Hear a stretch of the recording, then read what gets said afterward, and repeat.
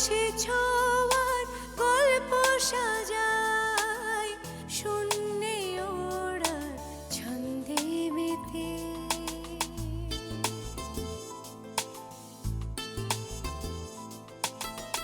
আকাশে যে অসীমের ঠিকানায় সে যেন শুধু দৃশ্য সাজায়। যত গল্প ধাঁধায় হাত বাড়ালে বুঝি কেউ নেই। আকাশ ছোঁয়ার গল্প সাজায় শূন্যে ওড়া ছন্দে মেতে।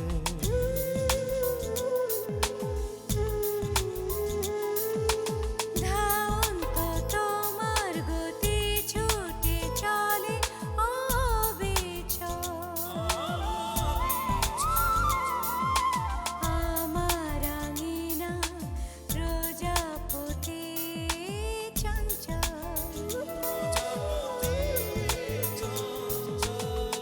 উড়ে উড়ে যায় কত অলি গলি অবিরত। যত কল্প ধাঁধায় মন বাড়ালে বুঝি কেউ নেই। আকাশে ছোঁয়ার গল্প সাজায় শূন্যে ওড়ার ছন্দে মেতে।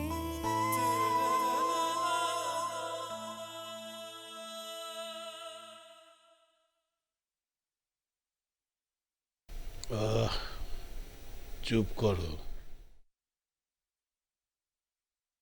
অমরবাবু। হরদেবের সঙ্গে দেখা হয়, কথা হয়? হ্যাঁ মানে মাঝে মাঝে কথা হয়। একদিনে বুঝেছো তাহলে? এবার বুঝেছো কেন ওকে তোমার ব্যবসা থেকে ভাগিয়েছিলাম? না মানে হরদেববাবু প্রতুলবাবুর বন্ধু জেনেই কিন্তু তাকে আমি এড়িয়ে যেতাম না, তার সঙ্গে কথাবার্তা বলতাম। এই অবস্থা জানলে তো আমি তার সাথে, না প্রতুলবাবুর বন্ধু জেনেই তো তার সাথে আমি কথা বলতাম।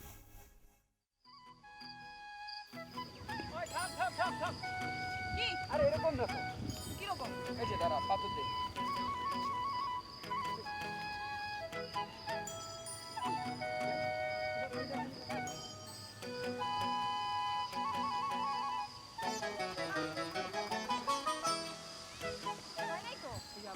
নিশিত নিশিত দীপা ওই কিরে ধর মুড়ি খা। কিরে হঠাৎ মুড়ি? এদিকে আয় মুড়ি খা। মুড়ি কেন? আরে খা না। আমি মজা থাকবো না, জীবনে প্রথম চাকরি পেলাম, আজ আমি সবাইকে মুড়ি খাওয়াবো। এমা তুমি এই বয়সে চাকরি শুরু করে দিয়েছো? আরে দীপা তুই বুঝলি না, ও তোর গার্ডিয়ান হিসেবে যে 50 টাকা করে পাবে ওইটাকে ওর মাইনে ভাবছে। You are right. কিন্তু হরিবাবু ও টাকা তো তোমার পকেটে যাবে না, ওটা তো আমি খরচ করব। যার কাছেই যাক না কেন, টাকাটা তো আমার। কি বলো বলো, কার টাকাটা? আমার আমার এই হরিবাবু। শোন নিশিত, তুইও মন খারাপ করিস না, তুইও মৌজ মাস্তি কর, টাকার ভাগ তো তুইও পাবি। নে এখন আমার সাথে একটা গান ধর। না না পারবো না, গান টান গাইতে পারবো না। তবে তোরা যাই বলিস স্যারটা কিন্তু খুব মজার। রসায়নের স্যার তো, মনে অনেক রস। মিতা তুই চাইলে কিন্তু আমাদের ব্যাচে পড়তে পারতি। আমারও না ইচ্ছে করছে কিন্তু পারবো না। আমি অন্য কোথাও কেমিস্ট্রি ঠিক করে নিব। কেন, তুমি কি অন্য কোথাও প্রাইভেট ঠিক করেছো? হ্যাঁ ম্যাথ আর ফিজিক্স ঠিক করেছি, আর কেমিস্ট্রিটা আগামীকাল ঠিক করব। আর দীপা তুমি? আসতো তো খালি ধান্দা নিয়ে, শুধু তো আর পয়সার ধান্দা না, আমার শরীরেও দুবার হাত দেওয়ার চেষ্টা করেছে। হারামির বাচ্চা হরদেব এমন ভাবে তাকাতো আমার শরীরের দিকে, কি বলতো ওই শয়তানটা জানেন ওমর বাবু? আমার মতো এমন শরীর নাকি ও দুনিয়ায় কারোর দেখেনি। চুপ করো। কেন চুপ করবো কেন? ও তো তোমার বউয়ের সাথেও ফষ্টি নষ্টি করতো। বন্ধু, তা কেমন বন্ধুত্ব জানেন ওমর বাবু? যে ও বিছানায় পড়েছে অমনি এসে আমার কানে মন্তর দিতে লাগলো। কি বললো আমায়? আমায় বললো আমি যদি ওর সাথে হাত মেলাই তাহলে প্রতুলের সব সম্পত্তি আমায় দিয়ে আমাকে রাজরানী বানিয়ে রাখবে। বুড়ো শেয়াল। আমি তাহলে আজকের মতো আসি প্রতুলবাবু। না না, ওমা সে কি কথা? হাজার হলেও কুটুম মানুষ, কিছু মুখে না দিয়ে উঠবেন নাকি? আপনি একটু বসেন, আমি না আসা পর্যন্ত উঠবেন না। হুম?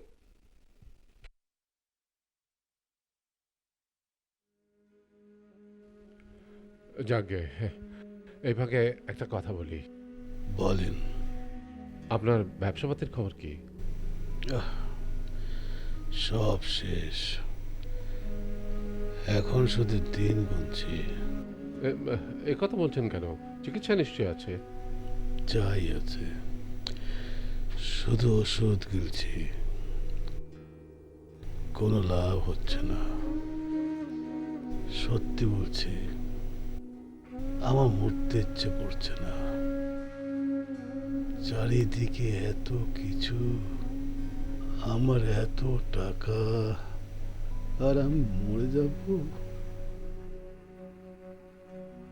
মৃত্যুর কথা চিন্তা করবেন না। করছে কি সাধে মশাই? ওই আনা একদিনের জন্য ধরতে পারছি না, ছুঁতে পারছি না। কত কিছু যে ভোগ করার ছিল।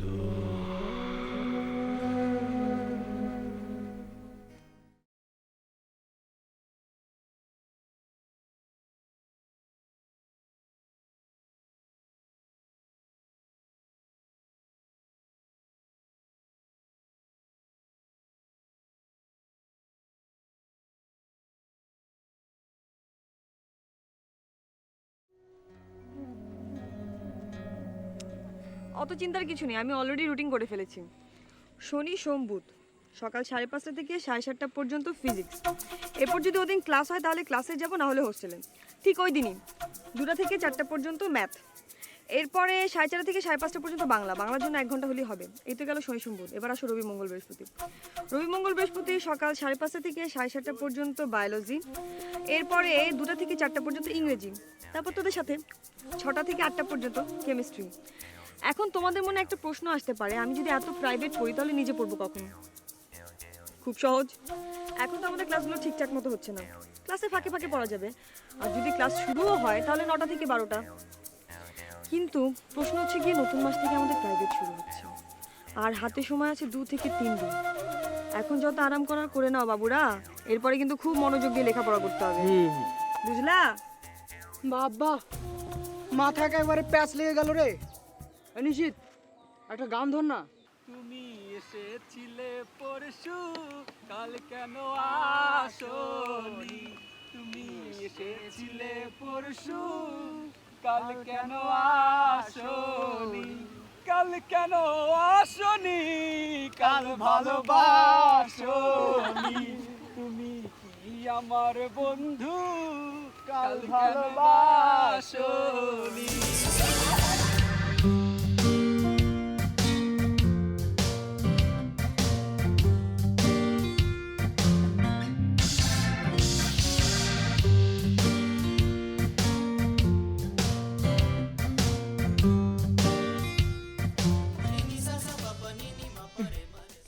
নিন, খেয়ে নিন। আমার এখন কিছু খেতে ইচ্ছে করছে না। ও আচ্ছা, অমরবাবু চলুন, আপনি বাইরের ঘরে চলুন, ওখানে বসে খাবেন। রোগীর সামনে বসে খাবার খেতে কারই বার ভালো লাগে বলুন? আমিও যে কি না একেবারে ভুলেই গিয়েছিলাম। চলেন আমার সাথে বাইরের ঘরে চলেন। আসি। আসছে।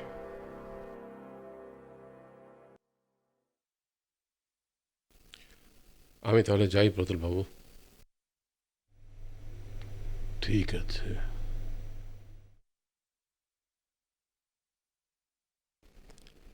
আমাকে কি আপনার কিছু বলার ছিল? ছিল, কিন্তু এখন আর নেই।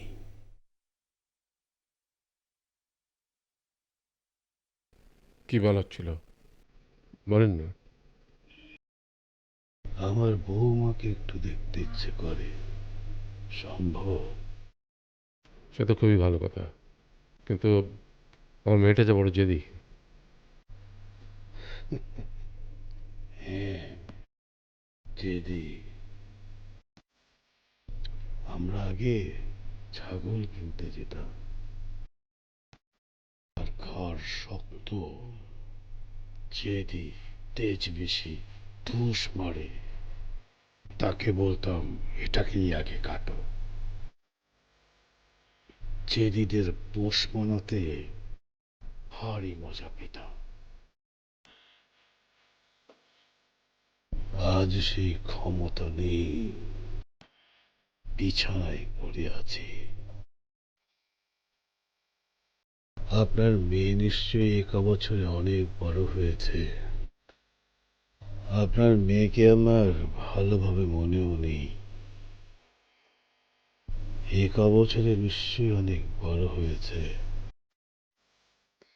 আমার এই সহায় সম্পত্তি যা আছে সব তো আপনার মেয়ের নামে। আমার বউ পাগল হয়ে হাসপাতালে। যাই হোক, আমি আশালতার সাথে একটু কথা বলতে চাই। আশালতা? ও হ্যাঁ, বুঝতে পেরেছি। আপনি তো দীপার নাম দিয়েছিলেন আশালতা। হুম, আমি দীপাকে আমার সম্পত্তি দেব, কিন্তু একটা শর্ত আছে। আপনার মেয়েকে সারা জীবন বৈধব্য পালন করতে হবে। মানে? ও আচ্ছা, বুঝতে পেরেছি।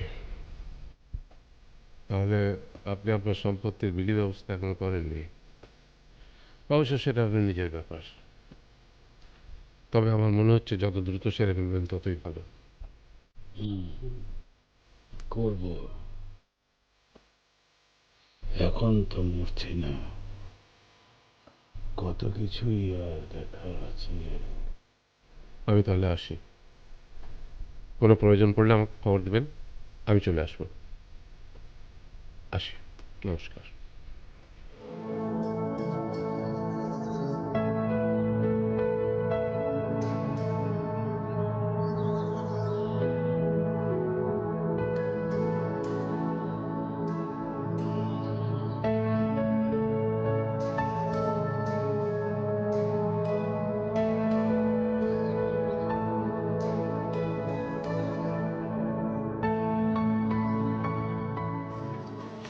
আসুন আসুন অমরবাবু, বসুন। না, এখন আর বসবো না।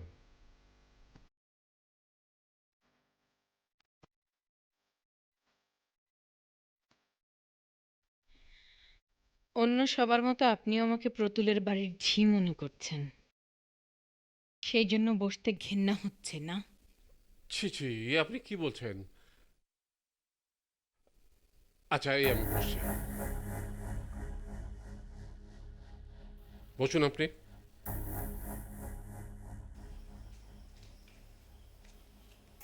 এখন হলো?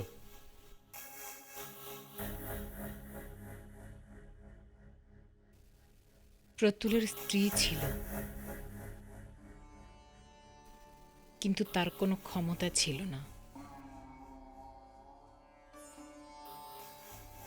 আমি ওর স্ত্রীর কাজ করতাম।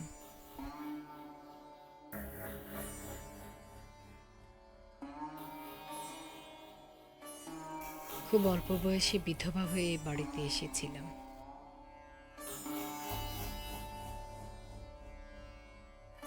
আমার সব কিছু দিয়ে ওকে শান্তি দিয়েছি এতদিন। এখন সেবা করছি।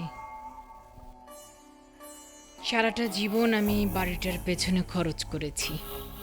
এখন যদি দেখি অন্য কেউ এসে প্রতুলের সম্পত্তি লুট করছে, কেন আমি সেটা সহ্য করব বলুন তো অমরবাবু? আপনি এসব কি বলছেন? আমি তো... লজ্জা পাবার কিছু নেই অমরবাবু।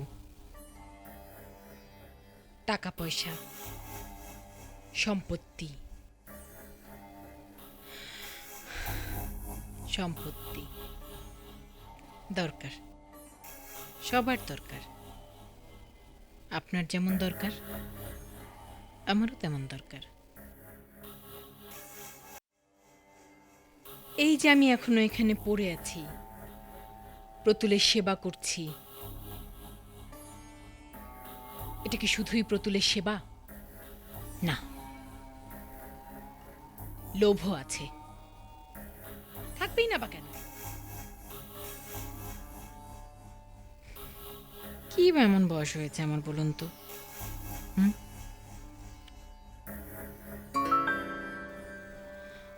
আমার শরীর কি এখনই ফুরিয়ে গেছে?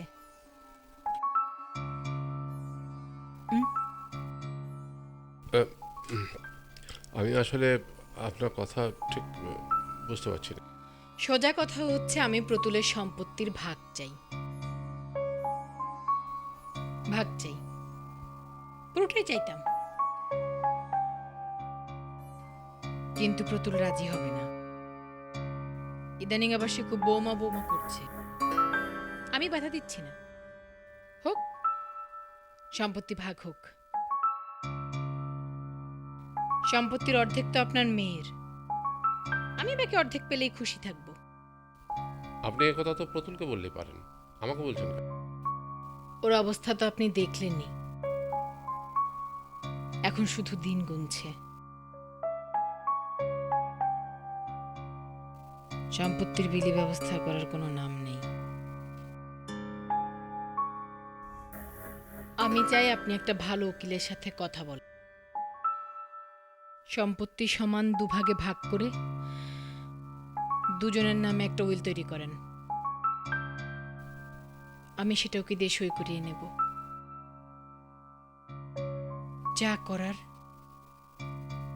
খুব তাড়াতাড়ি করতে হবে আমাদেরকে। দেখলেনই তো, খুব বেশি সময় আমাদের হাতে নেই। ঠিক আছে, আমি কালকে বরং ছুটি নিয়ে চলে আসবো।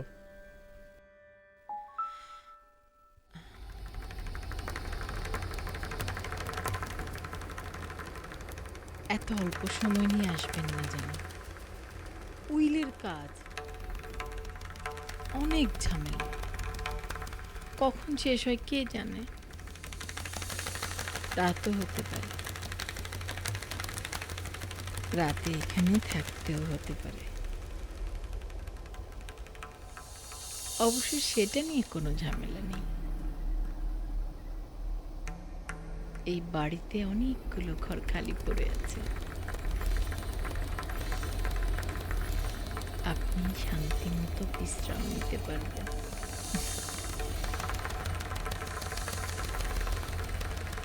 আরাম হবে আপনার রাতে।